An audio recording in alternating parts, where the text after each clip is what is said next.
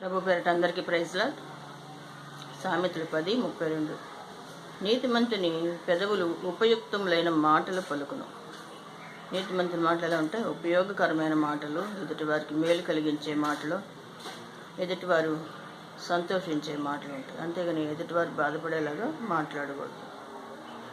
దేవునికి ఇష్టమైన పనులు మనం చేయాలి. ఎదుటివారికి బాధ కలిగించేలాగా ఉండకూడదు. ఆయన మనకు ఎలాగైతే చూపించే మాదిరి వెళ్ళారు యేసు ప్రభు వారు, ఆ రీతిగా మనం జీవించాలి. మన మాట ఉప్పు వేసినట్లుగా ఉండాలి, రుచి కలదుగా. అంటే ఎదుటివారు ఏమాత్రం బాధపడకూడదు, వాళ్ళకు కూడా ఆశీర్వాదంగా ఉండాలి. మన మాట మనకే ఆశీర్వాదంగా ఉండాలి. అలాంటి మంచి మాటలు మన పెదవుల గుండా రావాలి. చెడ్డ మాటలు ఏమాత్రం రాకూడదు నోటికి. చెడ్డ మాటలు వస్తే దేవునికి ఇష్టం లేదు. ఆయన మన ప్రార్థన ఆలకించడు. ఆయనకి ఇష్టంగా మనం జీవించాలి. ఎల్లప్పుడూ కూడా దేవుని విధేయత కలిగి జీవించాలి. దేవుని కృప మనందరికీ తోడు.